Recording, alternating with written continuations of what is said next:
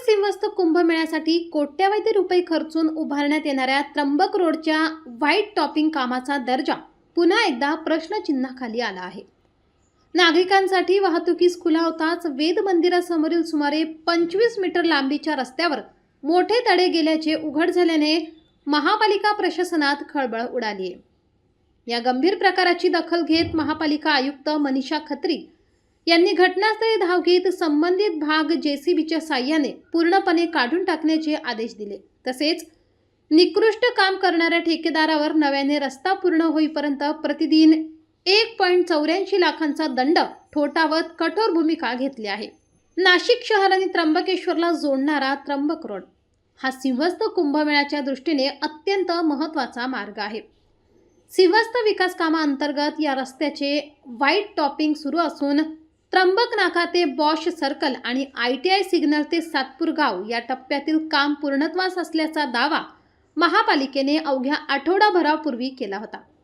विशेष म्हणजे रस्त्याच्या गुणवत्तेच्या तपासणीत अपेक्षित 180 मिमी ऐवजी 185 मिमी कॉन्क्रीटची जाडी असल्याचा तसेच अत्याधुनिक बॉन्डेड व्हाईट टॉपिंग तंत्रज्ञानाचा वापर केल्याचा दावा करण्यात आला होता।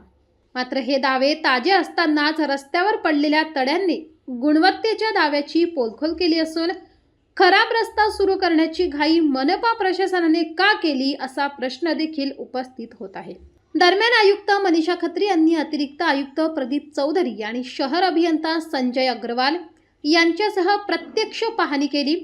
पाहणी दरम्यान कॉन्क्रीटच्या पॅनलमध्ये मानकांपेक्षा अधिक तडे आढळल्याने संबंधित भाग पूर्णपणे नव्याने तयार करण्याचे आदेश देण्यात आले। तसेच कामातील त्रुटींसाठी संबंधित ठेकेदारावर दंडात्मक कारवाई करण्यात आली। दरम्यान सिंहस्थ विकास कामांच्या गुणवत्ता तपासणीसाठी कुंभमेळा प्राधिकरण, प्रकल्प व्यवस्थापन सल्लागार आणि महापालिकेचा गुणवत्ता नियंत्रण विभाग अशी त्रिस्तरीय यंत्रणा कार्यरत असल्याचा दावा प्रशासनाकडून केला जातोय। मात्र उद्घाटनापूर्वीच रस्त्याला तडे गेल्याने ही यंत्रणा नेमकी काम करते तरी काय असा संतप्त सवाल नाशिककरांकडून उपस्थित केला जातोय।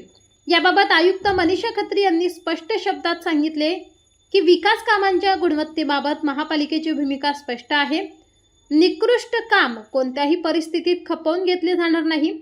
कामात त्रुटी आढळल्यास संबंधित ठेकेदारावर नियमानुसार कठोर कारवाई केली जाईल।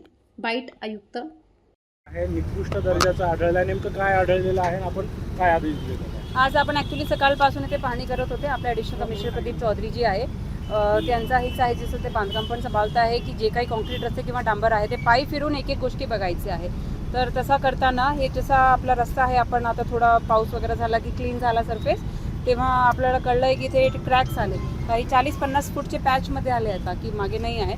तर तेव्हाच आम्ही पण लगेच इथे आलो आणि इथे येऊन आपण एकदा पालखी केली की मग आपण हे काढण्याची सुरुवात केली। तुम्ही बघू शकतात आपण ऑलरेडी रोड तोडण्याचं काम सुरू केलेलं आहे 50 फूटच्या हा पॅचमध्ये, आणि इथे जे काही क्रॅक्स आलेले आहे त्यामुळे आपण हे तोडतोय। असे किती ठिकाणी मॅडम असे निकृष्ट काम तुम्हाला? आता हा 50 फूटमध्येच आहे, बाकी अजून आपण तसं ऑब्झर्व करतच राहू। कधी कधी जसं काल पण एक ठिकाणी पुढे आपण काम करत होते तिथे तर म्हणजे फ्रेशच ते DLC करत होते, पण त्याच्यात तेवढी क्वालिटी आम्हाला वाटत नव्हती, तर इमिजिएटली आम्ही काढायला लागला।